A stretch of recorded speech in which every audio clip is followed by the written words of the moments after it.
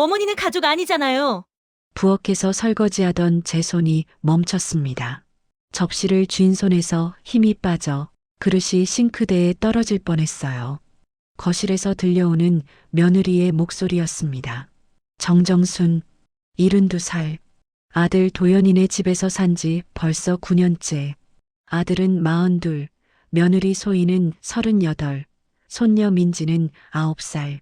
저는 안방도 아니고 작은 방 하나에서 살면서 이 집 살림을 전부 도맡아 했어요. 새벽 5시면 눈이 떠집니다. 가스레인지에 불을 켜고 밥을 안 치죠. 6시 반이면 민지 방으로 가서 이불을 들쳐요. 7시 민지 손잡고 학교 앞까지. 오전 내내 빨래를 돌리고 방마다 청소기를 돌리죠. 오후 2시 민지 학원 3곳 데려다 주기. 5시 저녁 준비. 7시 저녁상 차리고 시중 들기. 밤 10시가 되어야 겨우 제 방에 들어갈 수 있었어요. 작은 방이지만 그래도 제 공간이었죠. 며느리는 제게 늘 이렇게 말했어요. 어머니, 빨래 좀 개주세요. 어머니, 민지 학원 데려다 주세요. 어머니, 방 청소 좀 제대로 하세요. 먼지 쌓였어요. 존댓말은 썼지만 목소리는 차갑고 딱딱했죠. 부탁이 아니라 명령. 고맙다는 말은커녕 표정 하나 풀어지지 않았습니다. 어느 날은 제가 민지를 학원에 늦게 데려다 줬어요. 버스가 막혀서 5분 늦었을 뿐인데 소희가 눈을 부릅뜨고 말했죠. 어머니, 시간 약속은 지켜야죠. 학원비 얼마나 비싼데요? 제가 미안하다고 했더니 소희는 한숨을 쉬며 돌아섰어요. 아들 도연이는 어땠냐고요? 착한 아들이었어요. 가끔 엄마 우리 도와주셔서 감사해요 하고 말했죠. 하지만 그뿐. 며느리가 저한테 함부로 대해도 도연이는 그저 휴대폰만 보고 있었어요. 여보, 엄마한테 좀 그러지 마. 이 정도만 중얼거리고 끝. 그래도 저는 참았어요. 왜 참았냐고요? 첫 번째 이유는 손녀 민지였어요. 아침에 할머니 하고 달려와서 안기는 모습만 봐도 하루 종일 힘든 게 다 사라졌어요. 두 번째는 아들 도연이었어요. 제가 나가면 도연이가 힘들어질까봐 걱정됐죠. 세 번째는 제 나이였어요. 70이 넘어서 어디 가서 혼자 살 용기가 없었어요. 그래서 참았습니다. 9년간요. 가족이라는 이름으로요. 그날 저녁이었어요. 저녁 식사를 마치고 설거지를 하고 있을 때였죠. 여보, 제주도 리조트 예약했어. 오션뷰 스위트. 소의 목소리는 들뜬 기색이 가득했어요. 좋네. 언제 가? 다음 주 월요일부터 열흘. 열흘이나? 길다. 그래야 제대로 쉬지. 우리 셋이서. 민지 목소리가 들렸어요. 와, 할머니도 같이 가요? 저는 설거지하던 손을 잠시 멈추고 귀를 기울였습니다. 소희가 민지 머리를 쓰다듬는 소리가 들렸어요. 아니, 우리 셋이서만 가는 거야. 왜요? 할머니도 가면 재밌잖아요. 그리고 소희가 말했습니다. 민지야, 어머니는 가족 아니잖아. 우리 셋이 진짜 가족이지. 차갑고 단호한 목소리. 그 순간 제 손에서 접시가 떨어질 뻔했습니다. 싱크대를 붙잡고 겨우 중심을 잡았죠. 가슴이 쿵 내려앉는 느낌. 숨이 막혔습니다. 가족이 아니라고요? 저는 부엌에서 거실을 조심스럽게 쳐다봤어요. 소희는 소파에 앉아 민지를 안고 있었고 도연이는 그 옆에서 휴대폰을 보고 있었습니다. 저는 속으로 기다렸어요. 도연이가 뭐라고 하겠지. 우리 아들이 말리겠지. 하지만 도연이는 아무 말도 하지 않았습니다. 그저 휴대폰 화면만 보고 있었어요. 침묵. 그 침묵이 더 무서웠습니다. 도연이도 그렇게 생각하는구나. 어머니는 가족이 아니라고. 가슴속에서 무언가가 무너지는 느낌이었어요. 9년을 여기서 살림했는데 민지를 돌보고 빨래를 하고 청소를 하고 가족이 아니라니요. 저는 설거지를 마저 마쳤습니다. 손이 떨렸지만 애써 참았어요. 그리고 조용히 제 방으로 들어갔습니다. 작은 방, 침대 하나, 작은 옷장 하나, 그게 전부. 저는 침대에 누워 천장을 바라봤습니다. 눈물이 흘러내렸어요. 9년을 여기서 살았는데 민지 돌보고 빨래하고 청소하고 가족이 아니라니 가슴이 미어졌습니다. 하지만 눈물을 닦고 일어나 앉았어요. 그래, 가족이 아니구나. 그럼 나도 이제 가족 아닌 걸로 하자. 저는 옷장을 열고 깊숙이 손을 넣었습니다. 오래된 빨간 수첩이 나왔어요. 재산 기록장. 며느리가 예전에 여러 번 물었어요. 어머니, 집 있으세요? 응, 있지. 어디에? 몇 채? 그냥 좀 있어. 저는 일부러 애매하게 답했어요. 왜냐고요? 며느리가 재산을 물어볼 때마다 제 가슴이 불안했거든요. 왜 묻는 걸까? 설마 재산 때문에 저를 참는 건 아니겠지? 그래서 일부러 애매하게 답했습니다. 며느리는 아마 생각했을 거예요. 아파트 한두 채 정도겠지. 몇 억 정도? 74억이 넘는다는 건 꿈에도 몰랐을 겁니다. 저는 빨간 수첩을 펼쳤습니다. 아파트 3채, 상가 2개, 예금이 빼곡히 적혀 있었어요. 평생 시장에서 일하며 모은 돈. 새벽 4시부터 밤 10시까지 40년 넘게 일했습니다. 손에 굳은 살이 박이고 허리가 휘도록 일했어요. 74억. 저는 수첩을 보며 메모를 시작했어요.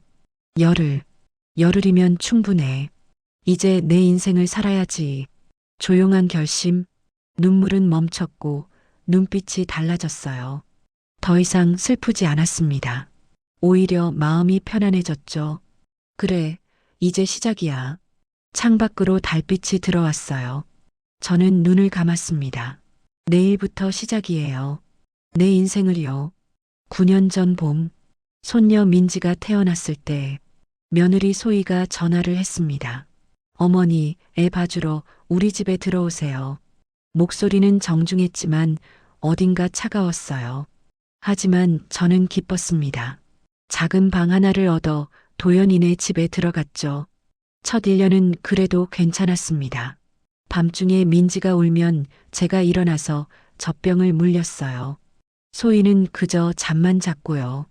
어머니가 계셔서 편해요. 소희가 한번 그렇게 말했죠. 처음이자 마지막으로 들은 고마운 말. 2년째 되던 해, 소희가 말했습니다. 어머니 계시니까 제가 일 나가야겠어요. 저는 고개를 끄덕였죠. 하지만 소희는 일을 나가지 않았어요. 대신 친구들을 만나고 카페에 가고 쇼핑을 했습니다.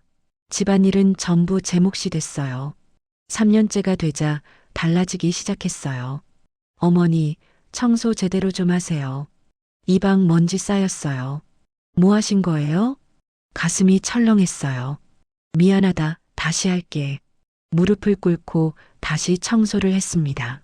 4년째 되던 명절, 소희가 친정 식구들을 초대했습니다.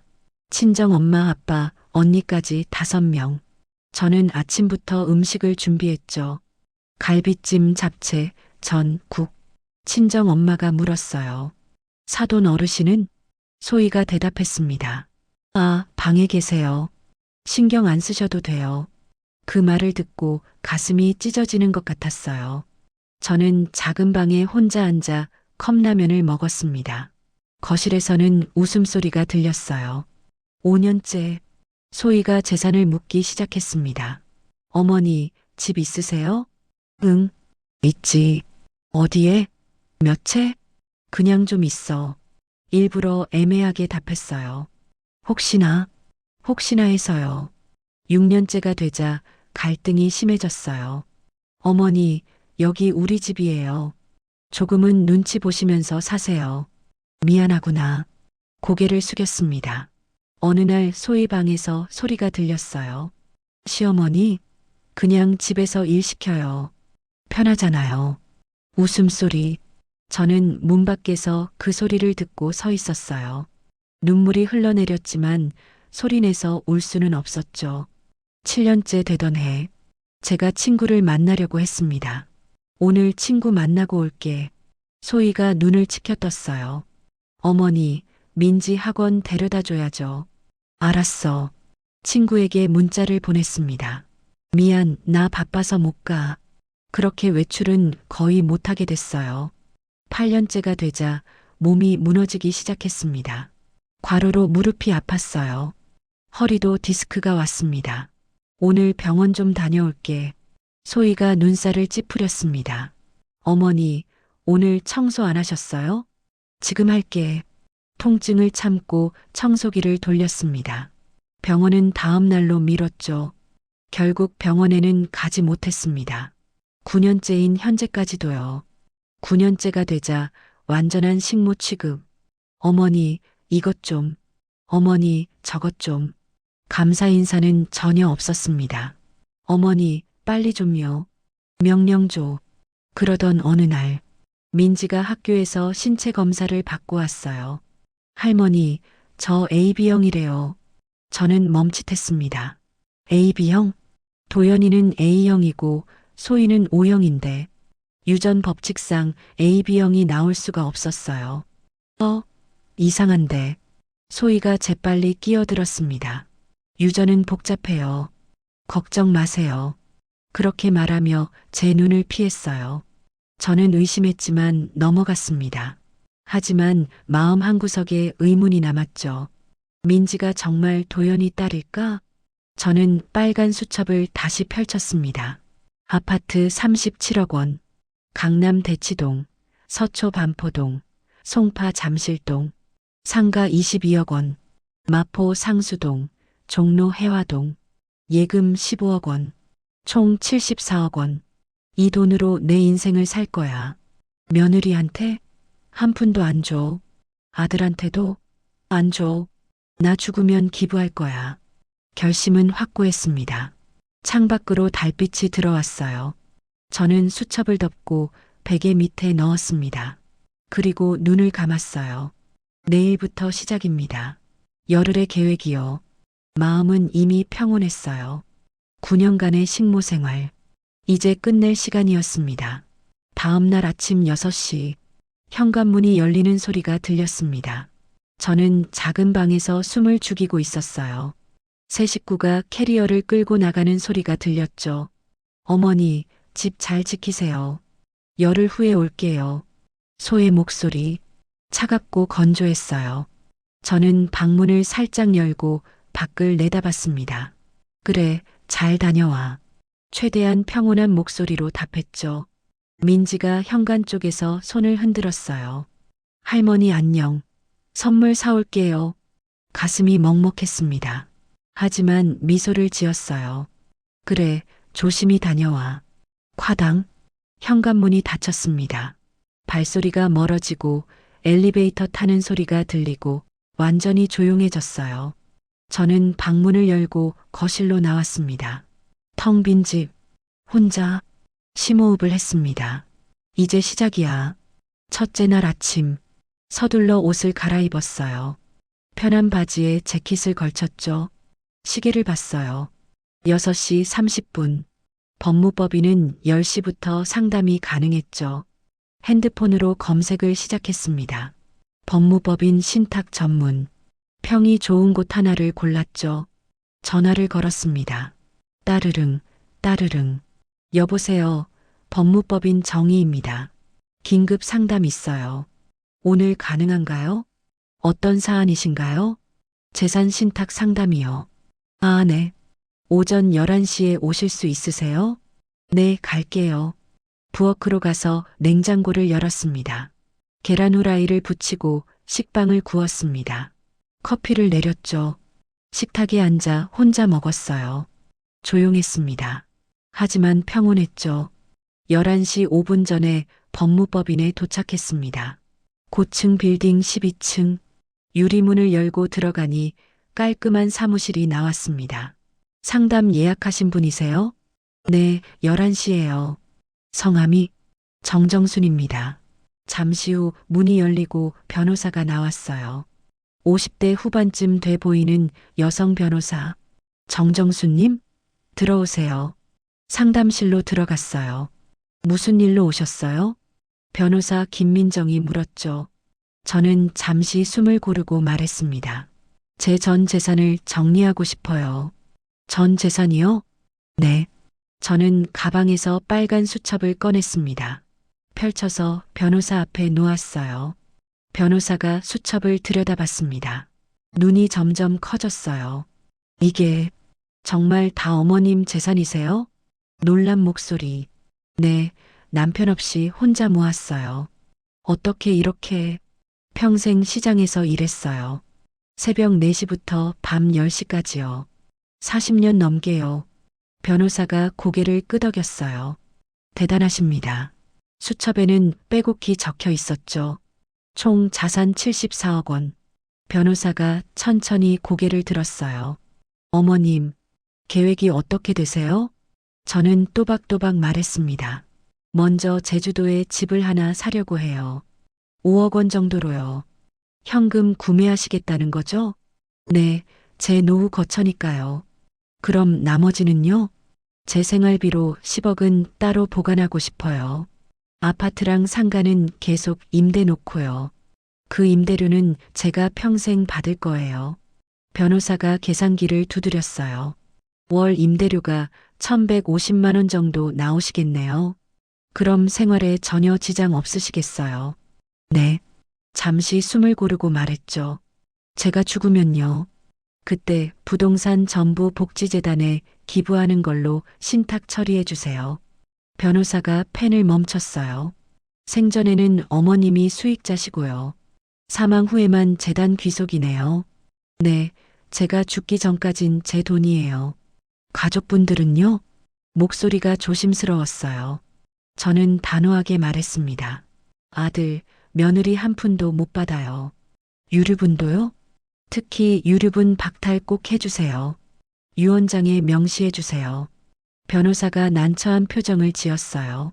유류분 박탈은 특별한 사유가 필요한데요. 저는 침착하게 답했습니다. 며느리가 9년간 저를 식모처럼 부렸어요. 아들은 방관했고요. 그리고 손녀가 친손녀가 아니에요. DNA 검사할 거예요. 변호사의 표정이 굳어졌어요. 충분한 사유입니다. 서류 작성하겠습니다. 그날 오후 내내 서류를 작성했습니다. 신탁계약서, 유언장, 유류분 박탈 조항까지요. 모두 작성하고 공증까지 마쳤어요. 변호사가 서류 뭉치를 건넸습니다. 이제 법적으로 완벽합니다. 고맙습니다. 첫째 날 완료. 집으로 돌아가는 길에 부동산 앱을 켰습니다. 제주도 주택? 눈에 띄는 게 하나 있었습니다. 제주도 에어르 바다 전망 단독주택 5억 원. 사진을 봤어요. 예쁜 집, 마당도 있고 바다도 보이고 바로 전화를 걸었어요. 여보세요? 이 집 아직 있나요? 네, 있습니다. 내일 영상 통화로 볼 수 있을까요? 물론이죠. 몇 시에? 오전 10시요. 알겠습니다. 집에 도착했습니다. 여전히 조용했어요. 저녁을 간단히 먹고 작은 방으로 들어갔죠. 침대에 누워 천장을 봤습니다. 오늘 첫날이 끝났어. 이제 9일 남았어. 가슴이 두근거렸어요. 둘째 날 아침 6시에 일어났어요. 혼자 아침을 먹고 정리했죠. 9시 50분 핸드폰을 켜고 영상 통화 앱을 열었어요. 정확히 10시에 전화가 왔습니다. 여보세요, 어머님? 네. 지금 집 앞에 있습니다. 보여드릴게요. 화면에 집이 나타났어요. 하얀 벽에 파란 지붕, 마당에는 꽃나무가 심어져 있었고요. 와, 감탄이 절로 나왔어요. 중개인이 집 안으로 들어갔습니다. 거실이 넓었어요. 창문으로 바다가 보였죠. 거실이고요. 방은 2개 있습니다. 안방을 보여줬어요. 깨끗했죠. 부엌도 예뻤습니다. 마당도 넓어서 텃밭도 가능해요. 저는 마음이 확 끌렸습니다.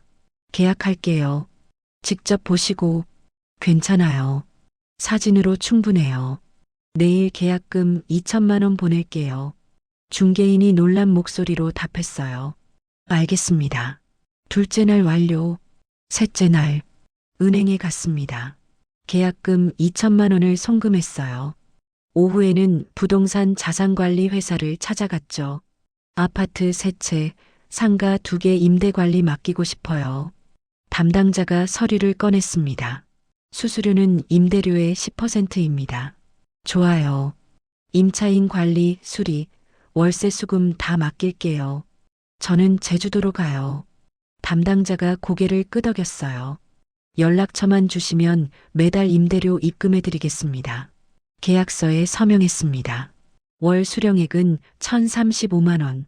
넉넉해. 셋째 날 완료. 넷째 날. 변호사 사무실에 다시 갔습니다. 아파트, 상가 신탁 처리 완료됐나요? 네, 모두 완료했습니다. 변호사가 서류를 보여줬어요. 생전 수익자는 정정순 님이시고요. 사망 시 수익자는 사회복지재단입니다.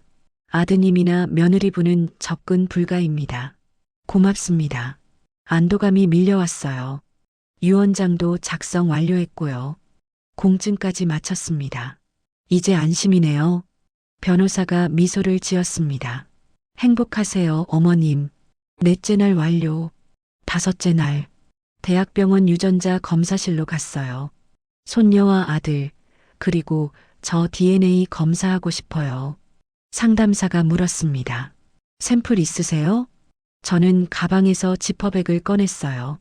민지 머리카락, 평소 빗겨주며 조금씩 모아둔 것, 도연 칫솔, 며칠 전 몰래 가져온 것, 제 머리카락도 함께 넣었습니다.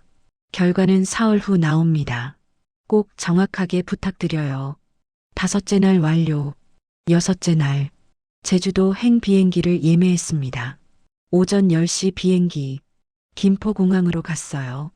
체크인을 하고 탑승했습니다. 1시간 만에 제주공항에 도착했어요. 공항을 나서니 따뜻한 바람이 불었습니다.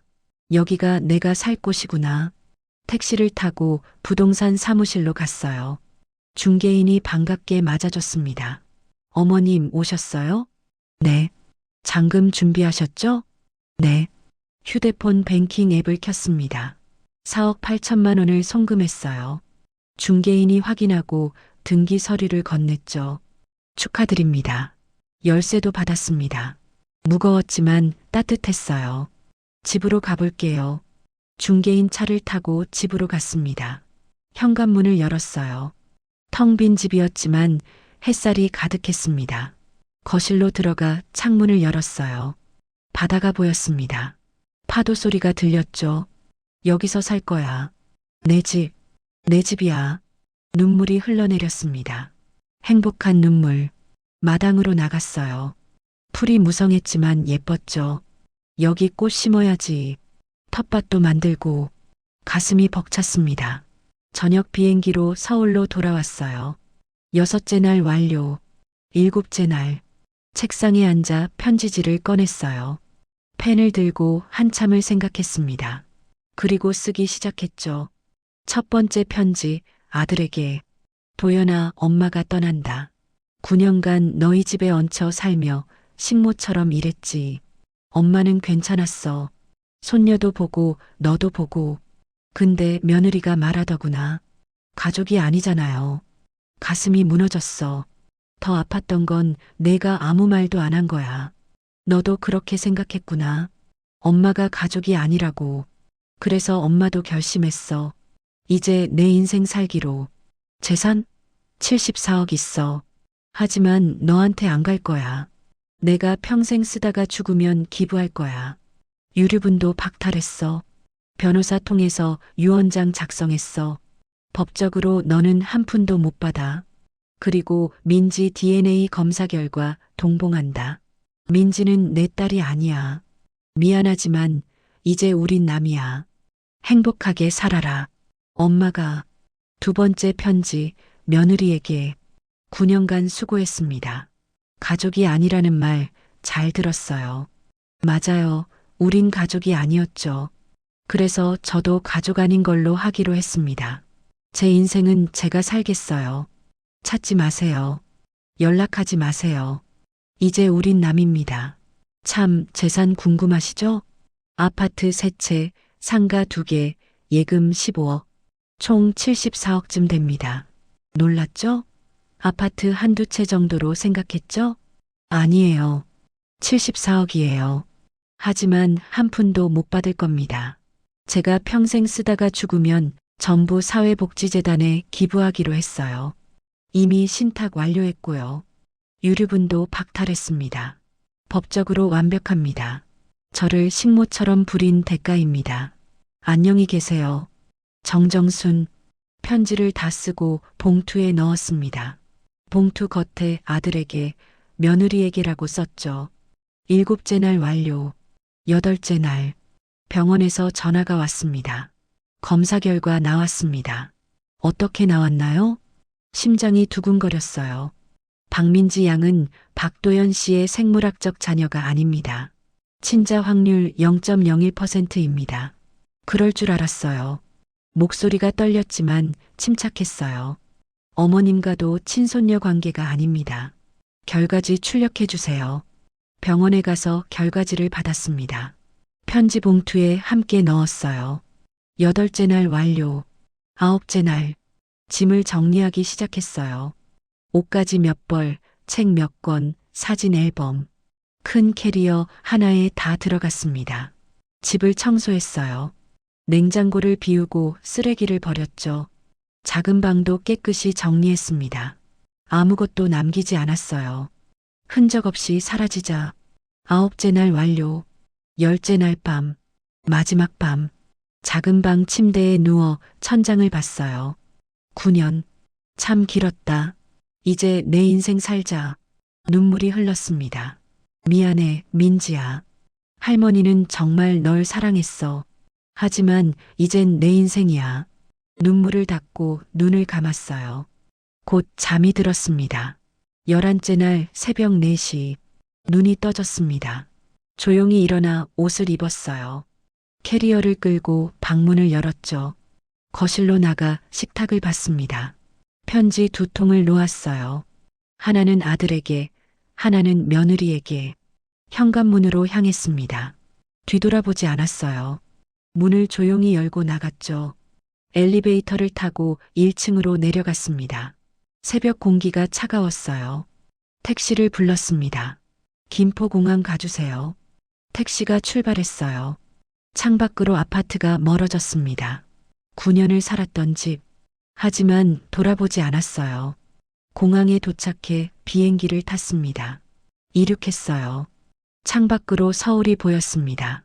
점점 작아지고 구름에 가려졌죠. 1시간 후 제주공항에 도착했어요. 공항을 나서니 따뜻한 바람이 불었습니다. 택시를 타고 제 집으로 갔어요. 현관문을 열고 들어갔습니다. 햇살이 가득했어요. 캐리어를 놓고 거실 소파에 앉았습니다. 창밖으로 바다가 보였죠. 이제 시작이야. 미소를 지었습니다.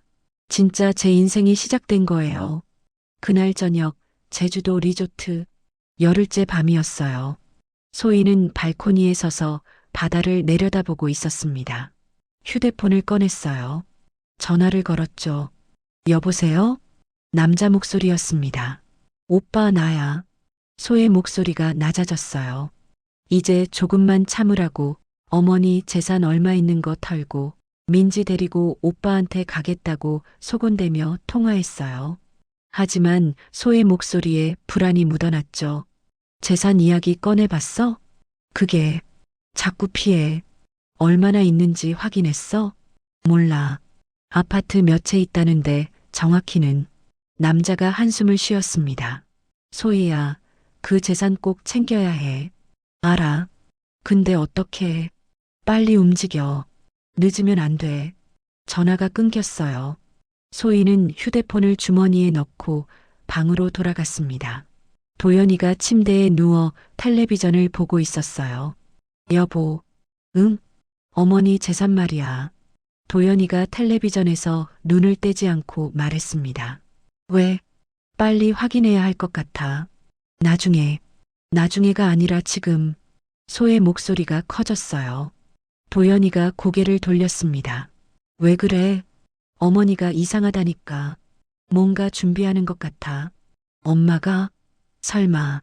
도연이는 다시 텔레비전을 봤어요. 소희가 답답한 표정을 지었습니다. 그날 밤 소희의 과거. 소희는 침대에 누워 천장을 바라봤어요. 과거가 떠올랐습니다. 10년 전 소희는 전 남편 강태수와 살고 있었죠. 강태수는 술을 마시면 폭력을 휘둘렀습니다. 이년아, 쾅! 주먹이 소희 얼굴에 날아왔어요. 소희는 바닥에 쓰러졌습니다. 제발, 그만, 닥쳐, 발길질. 소희는 몸을 웅크렸어요. 그날 밤 소희는 임신 사실을 알았습니다. 민지를 임신한 거였죠. 이 남자한테서 도망쳐야 해. 소희는 결심했습니다. 한 달 후, 소희는 짐을 싸서 집을 나왔어요. 도망친 거였죠. 그리고 도연이를 만났습니다. 맞선 자리였어요. 안녕하세요. 박도연입니다. 최소희입니다. 도연이는 착해 보였어요. 소희는 생각했습니다. 이 사람이라면 민지를 키울 수 있을지도. 석 달 후, 소희와 도연이는 결혼했습니다. 도연이는 소희가 자신의 아이를 임신한 것으로 착각했습니다. 그래서 빨리 결혼할 수 있었죠. 착한 남자였죠. 소희는 거짓말을 했습니다. 아이는 당신 아이예요. 도연이는 믿었어요. 그렇게 민지가 태어났습니다. 도연이는 민지를 친딸로 알고 키웠어요. 하지만 소희는 늘 불안했습니다. 언젠가 들통날 거야. DNA 검사라도 하면. 그래서 소희는 시어머니를 불렀습니다. 시어머니가 있으면 도연이가 의심하지 않을 거야. 아이도 봐주고. 시어머니를 이용한 거였죠. 9년간. 현재로 돌아옴. 소희는 눈을 떴습니다. 가슴이 두근거렸어요. 들통나면 안 돼. 재산도 챙겨야 하고. 불안이 밀려왔습니다. 다음 날 아침, 소희는 일찍 일어났어요. 휴대폰으로 전화를 걸었습니다. 여보세요, 법무법인입니까? 네, 어떤 일이시죠?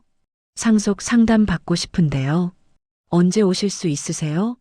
지금은 제주도인데 돌아가면 바로 갈게요. 알겠습니다. 소희는 전화를 끊고 생각했습니다. 돌아가자마자 움직여야 해. 시어머니보다 빨리. 하지만 이미 늦었습니다. 시어머니는 열흘 동안 모든 걸 끝냈으니까요. 열흘이 지났습니다. 제주도 리조트 마지막 날 아침.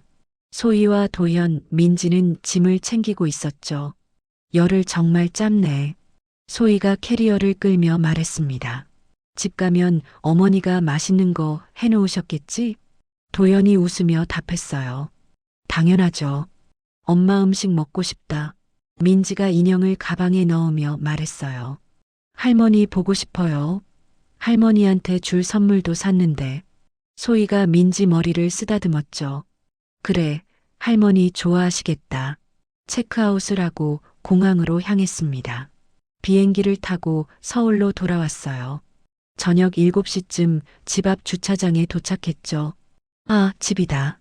편하다. 소희가 기지개를 켰습니다. 세 사람은 캐리어를 끌고 엘리베이터를 탔어요. 15층에서 내려 현관문 앞에 섰죠. 도연이가 비밀번호를 눌렀습니다. 비빅. 문이 열렸어요. 어머니, 왔어요. 도연이가 큰 소리로 말했습니다. 대답이 없었어요. 어머니, 다시 불렀지만 여전히 조용했죠. 세 사람은 신발을 벗고 안으로 들어갔습니다.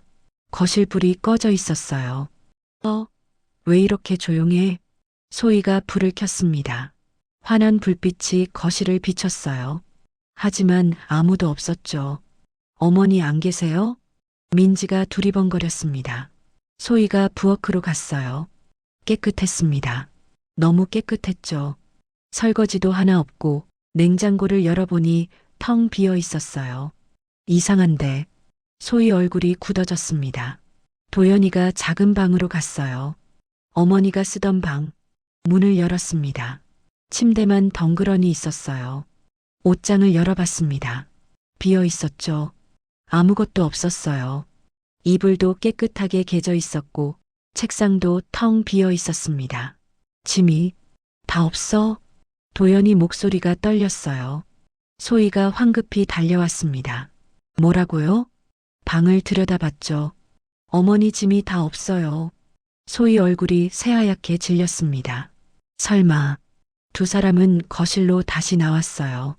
그때 민지가 소리쳤습니다. 엄마, 여기 편지 있어요. 식탁 위를 가리켰죠.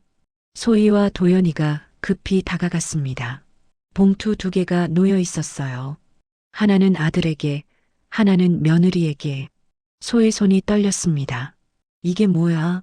며느리 앞 편지를 집어들었어요. 뜯었습니다. 편지지를 꺼내 읽기 시작했죠. 며느리에게 9년간 수고했습니다. 가족이 아니라는 말 잘 들었어요. 맞아요. 우린 가족이 아니었죠. 소의 목소리가 떨렸습니다. 그래서 저도 가족 아닌 걸로 하기로 했습니다. 제 인생은 제가 살겠어요. 찾지 마세요. 연락하지 마세요. 이제 우린 남입니다. 숨이 막혔어요. 참, 재산 궁금하시죠? 손이 더 떨렸습니다.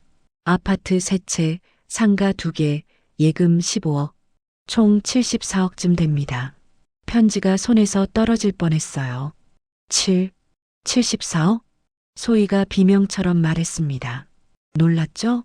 아파트 1~2채 정도로 생각했죠? 아니에요. 74억이에요. 입술이 바들바들 떨렸죠. 하지만 한 푼도 못 받을 겁니다. 제가 평생 쓰다가 죽으면 전부 사회복지재단에 기부하기로 했어요. 이미 신탁 완료했고요. 기부했다고? 소희가 소리를 질렀습니다. 미쳤어? 74억을? 도연이가 자기 앞 편지를 집어들었어요. 손이 떨렸지만 뜯었습니다. 도연아, 엄마가 떠난다. 9년간 너희 집에 얹혀 살며 식모처럼 일했지. 목소리가 갈라졌어요. 엄마는 괜찮았어.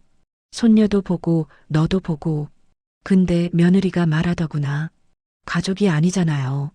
가슴이 철렁했습니다. 가슴이 무너졌어. 더 아팠던 건 내가 아무 말도 안 한 거야. 눈물이 핑 돌았어요. 너도 그렇게 생각했구나. 엄마가 가족이 아니라고. 엄마. 도연이 목이 메었습니다.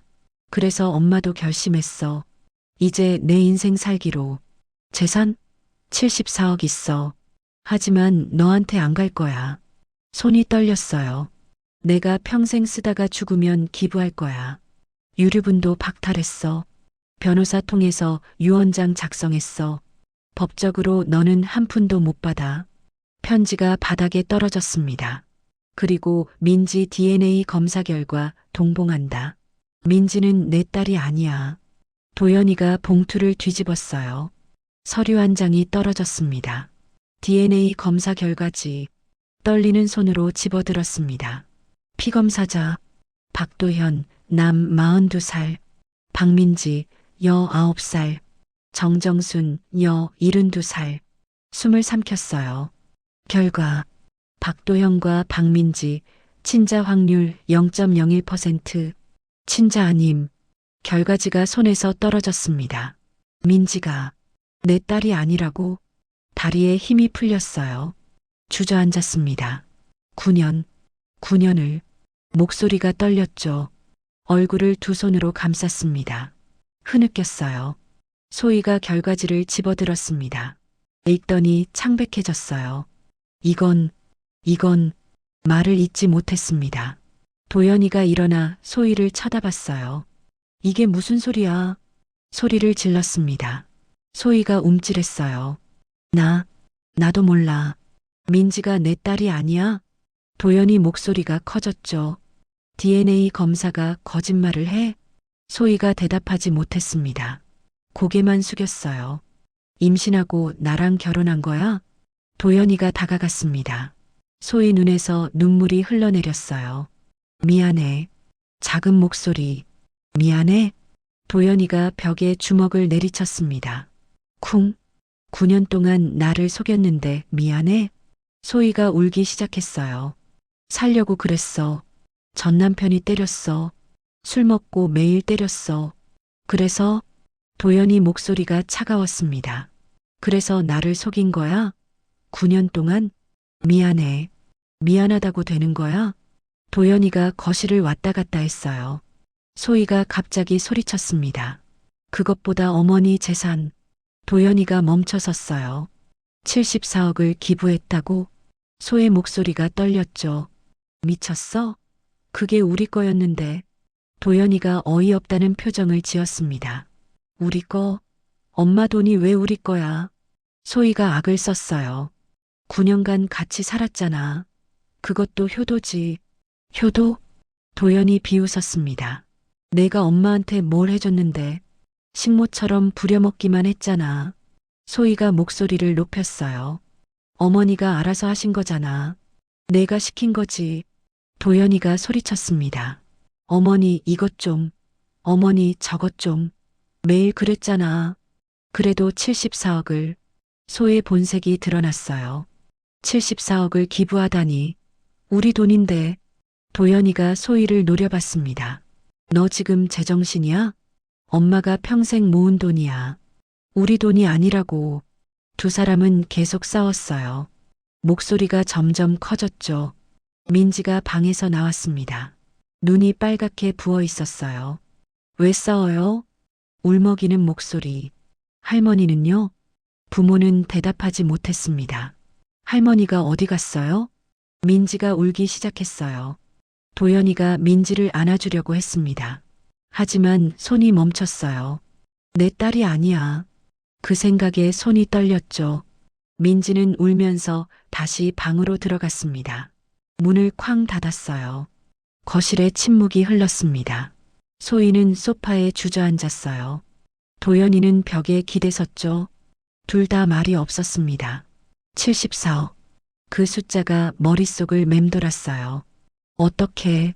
소희가 중얼거렸습니다. 74억. 도연이는 천장을 올려다봤어요. 엄마. 목소리가 떨렸습니다. 제발 연락이라도. 하지만 알고 있었어요. 어머니가 돌아오지 않을 거라는 걸. 밤이 깊어갔습니다. 집안은 아수라장이었어요. 소희는 재산 생각에 잠을 이루지 못했습니다. 도연이는 배신감에 울었죠. 민지는 할머니를 찾으며 울었어요. 각자 방에서 밤을 샜습니다. 다음 날 아침, 도연이 눈이 퉁퉁 부어 나왔습니다. 소희도 얼굴이 창백했어요. 변호사 찾아가자. 도연이가 말했습니다. 재산 받을 방법이 있을 거야. 소희가 고개를 끄덕였어요. 그래야지. 하지만 둘 다 알고 있었습니다. 이미 늦었다는 걸요. 도연이가 핸드폰을 집어들었습니다. 어머니 번호를 눌렀어요. 따르릉, 따르릉. 고객님께서 전화를 받지 않습니다. 다시 걸었습니다. 또 같은 멘트. 번호를 바꾸신 건가? 도연이가 핸드폰을 내려놨습니다. 법무법인으로 향했습니다. 택시 안에서 둘 다 말이 없었어요. 법무법인에 도착했습니다. 어떻게 오셨어요? 변호사가 물었습니다. 도연이가 말했어요. 어머니가 전 재산을 신탁하셨어요. 기부하겠다고요? 취소할 수 없나요? 변호사가 펜을 돌리며 물었습니다. 신탁 계약서 보셨어요? 아니요. 어머니가 그냥 가버리셨어요. 변호사가 고개를 끄덕였습니다. 본인 재산을 본인 의사로 처분한 거면요. 법적으로 문제 없습니다. 소희 얼굴이 굳어졌어요. 하지만 가족인데. 목소리가 커졌습니다. 어머님이 거부하셨나요? 변호사가 차분히 물었어요. 네. 그럼 불가능합니다. 변호사 목소리는 단호했죠. 소희가 책상을 쳤습니다. 말도 안 돼요. 74억이에요. 침착하세요. 도연이가 물었습니다. 유류분은요? 아들인데 유류분은 받을 수 있잖아요. 변호사가 고개를 끄덕였어요. 유언장 내용 확인해 봐야 합니다. 혹시 유언장 사본 있으세요? 없어요. 그럼 공증사무소에 확인해 보세요. 법무법인을 나왔습니다. 바로 공증사무소로 향했어요. 정정수님 유언장 있나요? 도연이가 직원에게 물었어요. 직원이 컴퓨터를 확인했습니다. 네, 있습니다. 내용 확인할 수 있나요? 유언자 사망 전에는 원칙적으로. 도연이가 끼어들었어요. 전 아들인데요. 직원이 화면을 보더니 말했습니다. 특별 조항이 있네요. 뭔데요? 도연이 목소리가 떨렸어요. 상속인 박도연에게 유류분 주지 않는다. 네. 도연이가 벌떡 일어섰습니다. 사유도 명시돼 있습니다. 직원이 화면을 읽었어요. 아들 박도연은 9년간 어머니를 방관하며 며느리가 학대하는 것을 묵인했다. 도연이 얼굴이 새하얗게 질렸습니다. 주저앉았어요. 소희가 화면을 보려고 했지만 직원이 막았습니다. 됐어요. 소희가 소리를 질렀죠. 밖으로 나왔습니다. 건물 앞 계단에 앉았어요. 도연이가 머리를 감쌌습니다. 끝났어. 완전히 끝났어. 소희가 도연이를 쳐다봤어요. 너 때문이야. 내가 엄마를 식모처럼 부려먹었잖아. 도연이가 소리쳤습니다. 나만 잘못한 거 아니잖아. 당신도 가만히 있었잖아. 소희도 질렀어요. 당신이 말렸어야지. 근데 당신은 맨날 휴대폰만 봤잖아. 내가 뭘 어떻게 해. 말리면 되잖아. 서로 소리를 지르며 싸웠습니다. 그날 밤 소희의 계획. 집으로 돌아온 소희는 방에 혼자 앉아 있었어요. 휴대폰을 꺼냈습니다. 인터넷을 검색했죠. 신탁 무효화 방법, 유언장 번복, 상속 소송, 여러 검색 결과가 나왔어요. 소희는 하나하나 읽었습니다. 안 돼. 다 안 돼. 전부 불가능했어요. 시어머니가 완벽하게 준비했거든요. 소희는 핸드폰을 내려놨습니다. 74억. 그게 우리 거였는데 눈물이 흘렀어요. 하지만 분노였죠. 시어머니, 어떻게 이럴 수 있어? 주먹을 쥐었습니다. 일주일이 지났습니다. 소희가 전화를 걸었어요. 사설탐정이었죠. 정정순이라는 사람 찾아주세요. 어떤 분이세요? 제 시어머니예요. 알겠습니다. 100만 원 입금해 주세요. 소희는 100만 원을 송금했어요. 일주일 후 전화가 왔습니다. 찾았습니다. 어디예요? 제주도 애월읍에 계십니다. 집도 사셨더라고요. 5억짜리요. 소희 손이 떨렸습니다. 주소 알려주세요. 주소를 받아 적었어요. 도연이에게 보여줬습니다. 제주도래. 가자. 지금? 응, 지금 당장. 이틀 후 제주도. 소희와 도연이는 김포공항으로 향했습니다. 비행기표를 샀죠? 1시간 반 후 비행기에 올랐어요. 기내에서 소희가 말했습니다. 어머니 설득해야 해. 재산 포기하게. 도연이가 고개를 끄덕였어요. 그게 될까? 해야지. 소의 목소리에 절박함이 묻어났죠. 74억이야. 도연이는 창밖을 봤습니다. 착잡한 표정이었어요. 제주공항에 도착했습니다. 택시를 타고 애월읍으로 향했어요. 30분을 달렸습니다. 바다가 보이는 동네. 택시가 멈췄습니다. 여기입니다. 도연이와 소희는 내렸어요. 집 앞에 섰습니다. 하얀 벽에 파란 지붕, 마당에는 꽃이 피어 있었어요. 바다 전망도 보였습니다. 소희가 질투 어린 눈빛으로 말했어요. 여기가 5억? 완전 좋은데? 도연이는 아무 말도 하지 않았습니다. 그저 현관문을 바라봤어요. 들어가자. 소희가 먼저 걸어갔습니다. 도연이가 따라갔죠. 현관 앞에 섰어요. 도연이가 초인종을 눌렀습니다. 띵동. 잠시 침묵이 흘렀습니다. 문이 열렸어요. 어머니가 나타났습니다. 편안한 옷차림. 얼굴은 여유로워 보였죠. 도연이와 눈이 마주쳤습니다. 어머니 표정이 굳어졌어요. 왜 왔어? 차갑고 단호한 목소리. 도연이 가슴이 철렁했어요. 엄마. 목소리가 떨렸습니다. 소희가 앞으로 나섰어요. 억지 미소를 지으며 말했죠. 어머니, 좋은 집 사셨네요. 어머니가 소희를 쳐다봤습니다. 눈빛이 차가웠어요. 그래서 한마디. 소희가 말을 이었어요. 우리도 같이 살아요. 어머니 혼자 이렇게 큰 집에서. 어머니가 손을 들어 막았습니다. 싫어요. 단호한 목소리. 혼자 살 거예요. 소희가 당황했어요. 네, 가족 아니라며? 어머니가 차갑게 말했습니다. 소희가 말문이 막혔어요. 도연이가 앞으로 나섰습니다. 엄마, 제발. 하지만 어머니는 고개를 저었어요. 돌아가. 이제 우린 남이야. 문을 닫으려고 했습니다. 소희가 급히 문을 막았어요. 어머니, 재산이라도 좀 주세요. 본색이 드러났죠. 어머니가 소희를 똑바로 쳐다봤습니다. 재산? 왜? 소희가 더듬거렸어요. 가족이잖아요. 어머니가 피식 웃었습니다. 차갑게요. 가족? 여행 갈 때 뭐라고 했죠? 소희가 얼어붙었어요. 어머니는 가족 아니잖아요. 그렇게 말했잖아요. 소희 얼굴이 새하얗게 질렸습니다. 그때 제가 잠깐 9년간 나를 식모처럼 부리면서요. 이제 와서 가족? 어머니 목소리가 떨렸어요. 소희가 대답하지 못했습니다. 도연이가 무릎을 꿇었어요. 엄마, 제가 잘못했어요. 눈물이 흘러내렸죠. 용서해 주세요. 어머니 표정이 조금 흔들렸습니다. 하지만 고개를 저었어요. 도연아, 너도 9년간 방관했어. 도연이가 울며 말했어요. 제가 미처 몰랐어요. 몰랐어? 어머니 목소리가 커졌습니다. 매일 봤잖아. 며느리가 나한테 어머니 이것 좀 하세요. 어머니 저것 좀 하세요. 너도 다 봤어. 근데 한 번도 말리지 않았어. 도연이가 대답하지 못했어요. 고개만 숙였죠. 그때 마당 쪽에서 목소리가 들렸습니다. 정순 씨? 이웃 할머니 두 분이 걸어오고 있었어요.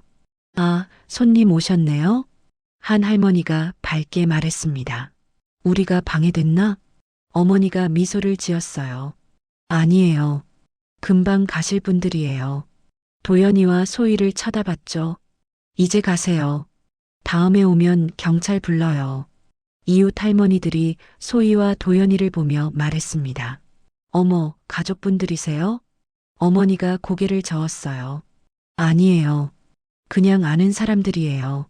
할머니들이 고개를 끄덕였습니다. 그럼 우린 저녁 준비하러 갈게요. 정순 씨, 저녁 때 우리 집으로 와요. 네, 갈게요. 할머니들이 걸어갔습니다. 어머니가 다시 도연이와 소희를 쳐다봤어요. 보셨죠? 저는 이제 여기 사람들이 가족이에요. 도연이가 충격받은 표정을 지었습니다. 엄마, 피를 나눴다고 가족이 아니에요. 진심을 나눠야 가족이죠. 당신들은 진심이 없었어요. 어머니가 문을 닫으려고 했습니다. 소희가 소리쳤어요. 어머니, 한 푼도 안 주실 거예요? 어머니가 돌아봤습니다. 한 푼도요. 내가 평생 쓰다가요. 죽으면 기부할 거예요. 그리고 마지막 한마디. 참, 소희 씨. 강태수 씨 찾았어요. 민지 친아버지요.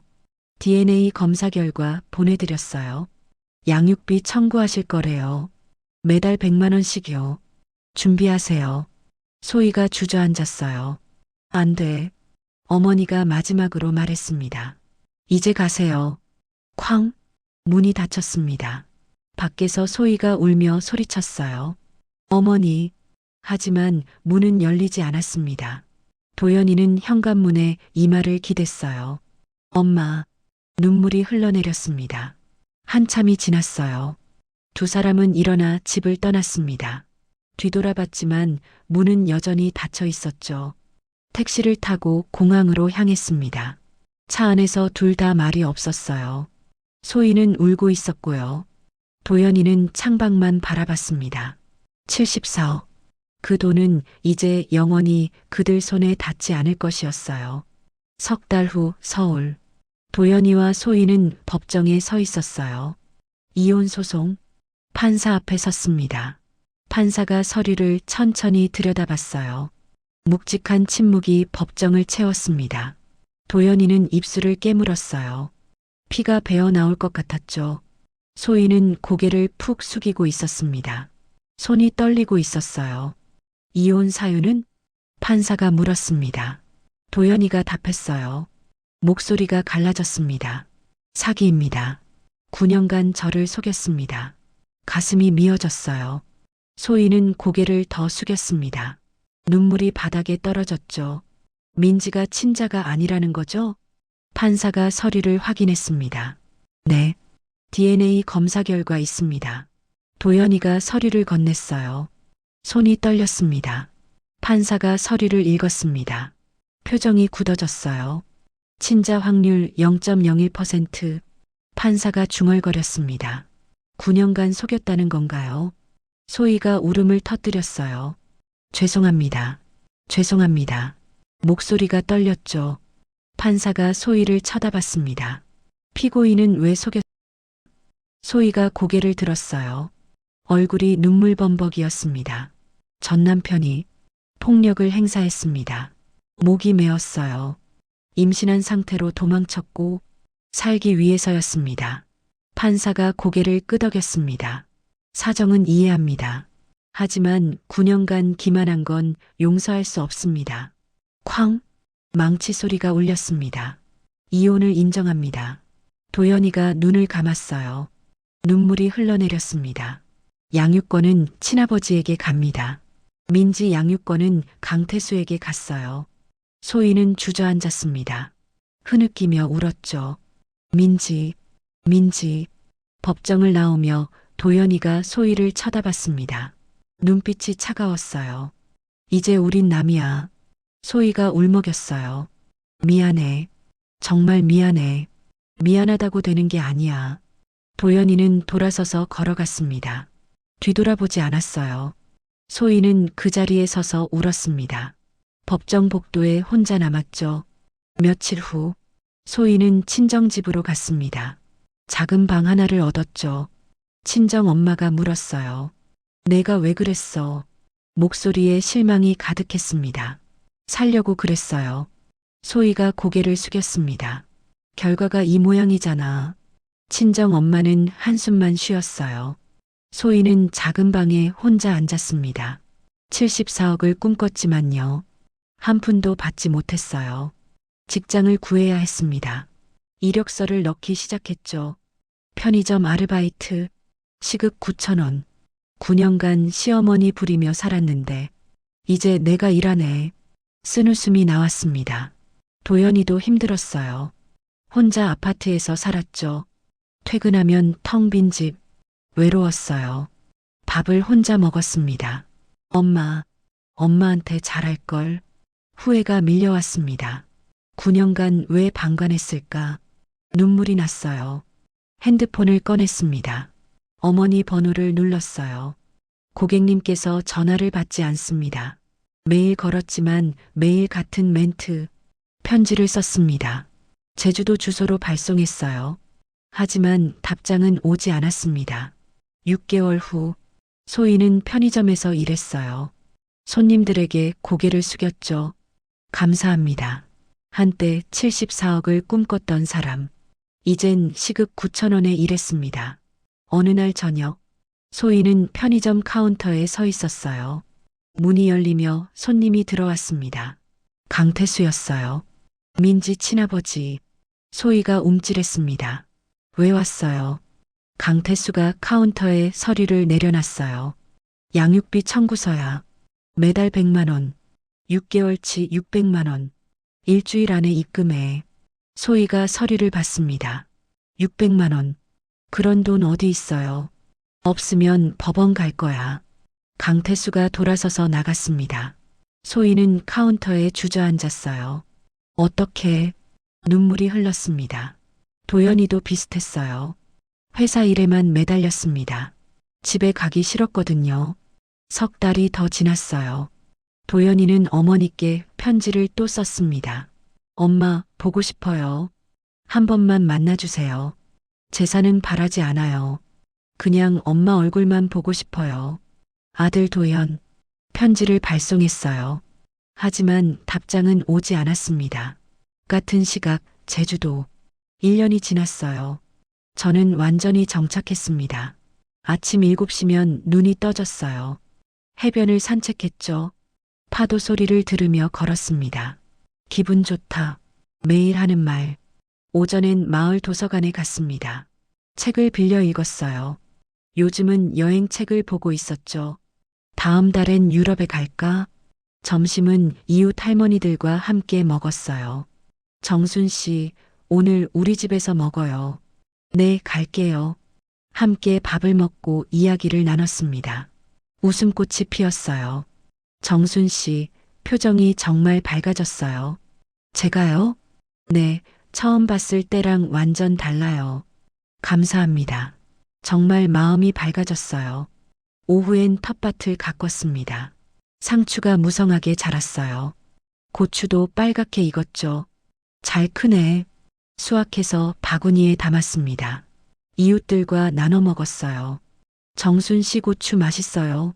많이 드세요. 저녁엔 해변 벤치에 앉았습니다. 일몰을 감상했어요. 하늘이 붉게 물들었죠.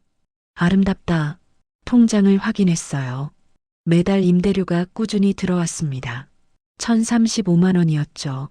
월 생활비는 200만 원 정도 썼어요. 나머지는 저축했습니다. 넉넉해. 미소가 지어졌어요. 노후 자금 계좌엔 11억 원이 있었습니다. 초기 10억에 1년간 저축한 돈이 더해진 거였죠. 평생 쓸 수 있어. 안도감이 들었어요. 여행 앱을 열었습니다. 유럽 2주 일정.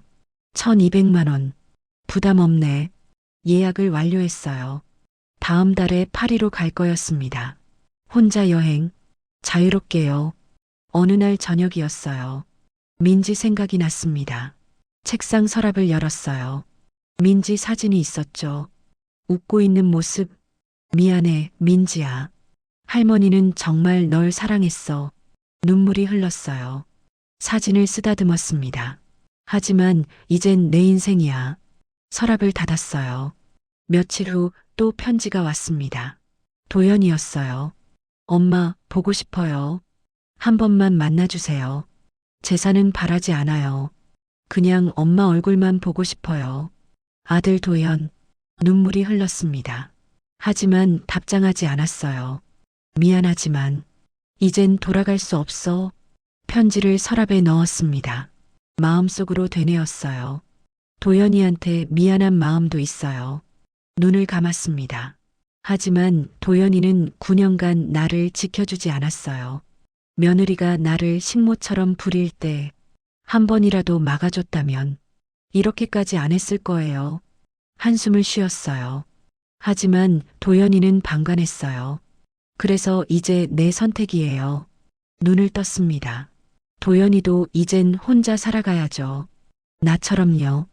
결심은 변함없었어요. 1년 후 현재 해변 벤치에 앉아 있었어요. 이웃 할머니와 함께였죠. 정순 씨, 여기 와서 행복해요? 할머니가 물었습니다. 네, 정말이요.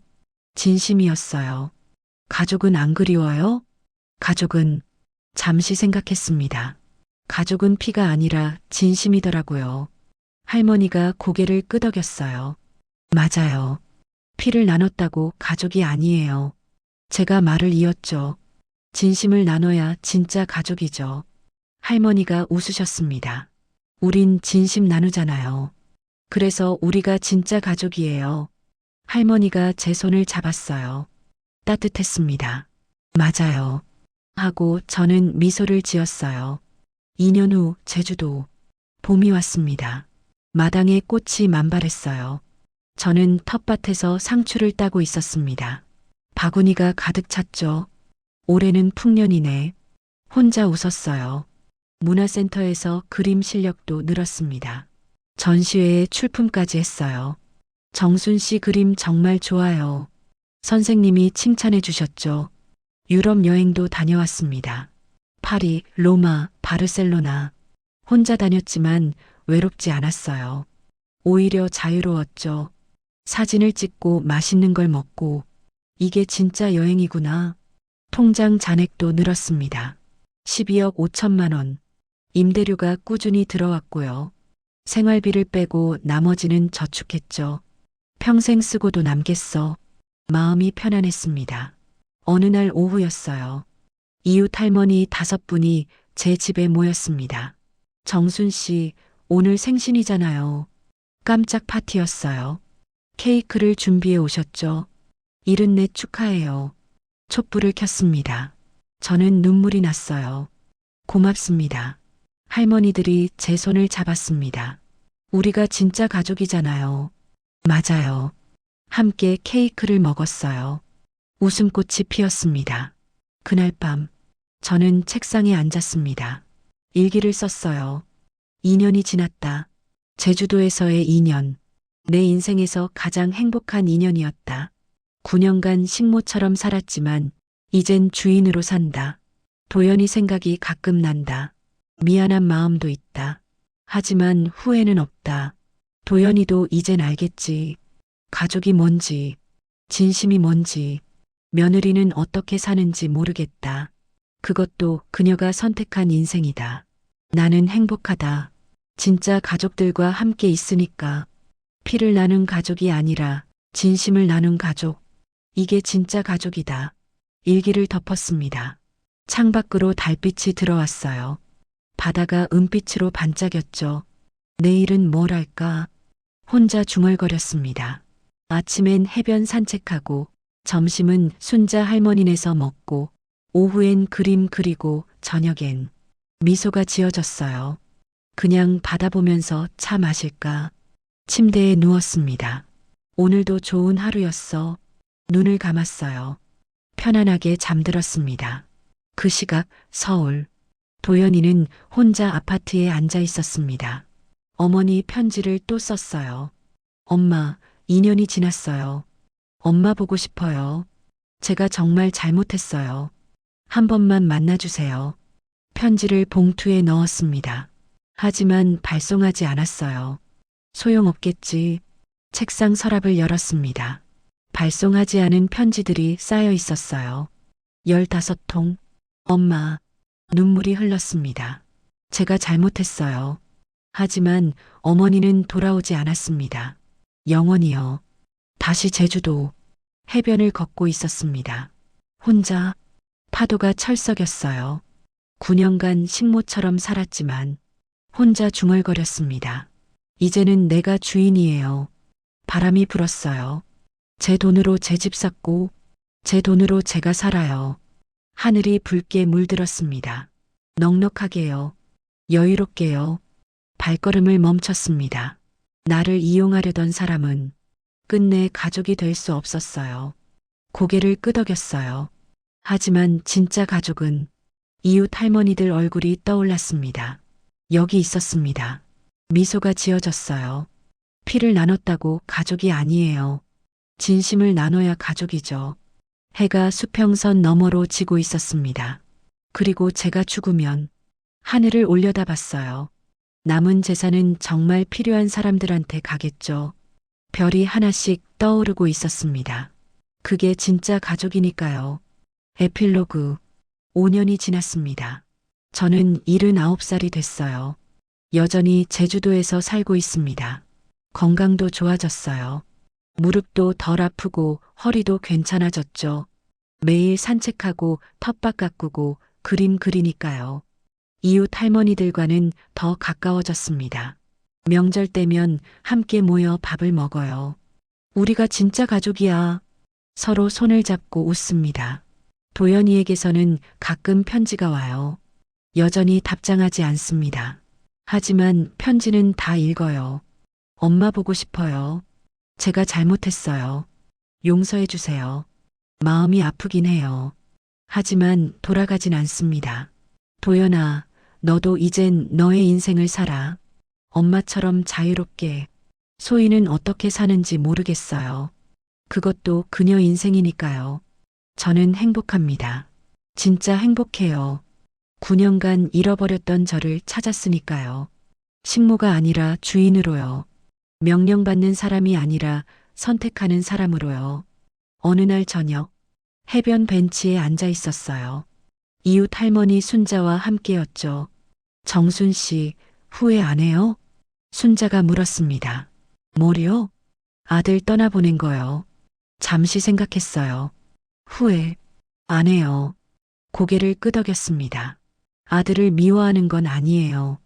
다만 이젠 제 인생이 먼저예요. 그래요. 그게 맞아요. 순자가 제 손을 잡았습니다. 우리 있잖아요. 네. 미소를 지었어요. 우리가 진짜 가족이에요. 해가 지고 있었습니다. 하늘이 주황빛으로 물들었어요. 아름답다. 혼자 중얼거렸습니다. 순자가 말했어요. 인생도 이렇게 아름다울 수 있어요. 늦었다고 생각할 때가 가장 빠른 때죠. 맞아요. 고개를 끄덕였습니다. 이른이 넘어서 시작했지만 이게 진짜 시작이었어요. 그래요. 둘은 말없이 일몰을 감상했습니다. 파도 소리만 들렸어요. 평온했습니다. 집으로 걸어갔어요. 현관문을 열고 들어갔죠. 따뜻한 불빛이 저를 반겼습니다. 집이 이렇게 좋은 거구나. 거실 소파에 앉았습니다. 창밖으로 바다가 보였어요. 달빛이 물결에 반짝였죠.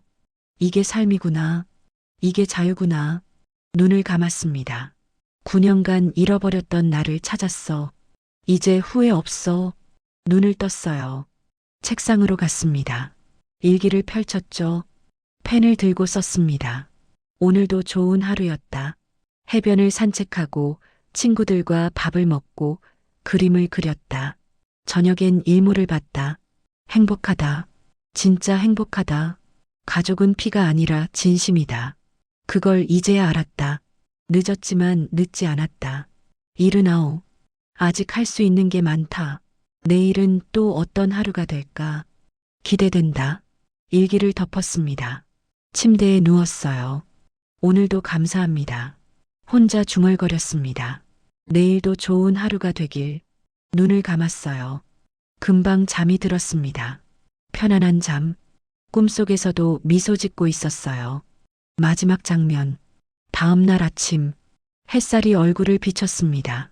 눈을 떴어요. 아침이다. 일어나 창문을 열었습니다. 바다가 반짝이고 있었어요. 새들이 지저귀고 있었죠. 오늘도 좋은 하루가 될 거야. 옷을 갈아입고 현관문을 열었습니다. 마당을 지나 작은 길로 나갔어요. 해변으로 이어지는 길. 걸어 내려갔습니다. 백사장이 나타났어요. 파도가 철썩였습니다. 모래를 밟으며 걸었어요. 바람이 불었습니다. 기분 좋다. 혼자 웃었어요. 멀리서 이웃 할머니들이 손을 흔들었습니다. 정순 씨, 저도 손을 흔들었어요. 안녕하세요. 함께 걸었습니다. 이야기를 나누고 웃었어요. 오늘 점심은 우리 집에서 먹어요. 네, 갈게요. 행복했습니다. 진짜 행복했어요. 이게 제 선택이었습니다. 9년간 식모로 살았지만 이젠 주인으로 삽니다. 제 돈으로, 제 집에서, 제가 원하는 대로요. 후회 없습니다. 앞으로도 없을 거예요. 왜냐고요? 이게 제 인생이니까요. 여러분의 생각은 어떠신가요? 시어머니가 잘한 걸까요? 너무 냉정한 걸까요? 며느리가 가정폭력에서 도망쳐 온 걸 생각하면 조금은 이해가 되시나요? 아니면 9년간 속인 건 절대 용서할 수 없으신가요? 아들은요? 방관한 것도 잘못일까요? 아니면 어머니가 너무 가혹했나요? 가족의 의미는 뭘까요? 피를 나눈 게 가족인가요? 아니면 진심을 나눈 게 가족인가요? 댓글로 여러분의 생각 들려주세요. 찬성, 반대 의견 모두 환영합니다. 어디서 보고 계신지도 남겨주시면 더욱 반가운 마음으로 인사드리겠습니다. 부산에서 보고 계신가요? 서울에서 보고 계신가요? 제주도에서 보고 계신가요? 아니면 해외에서 보고 계신가요? 어디서든 함께 해주셔서 감사합니다. 끝까지 들어주신 모든 분들, 3대가 복 받으실 거예요. 오늘도 행복한 하루 되세요. 내일도 모레도 앞으로도요. 진심을 나누는 진짜 가족들과 함께 하시길 바랍니다. 사랑합니다. 감사합니다.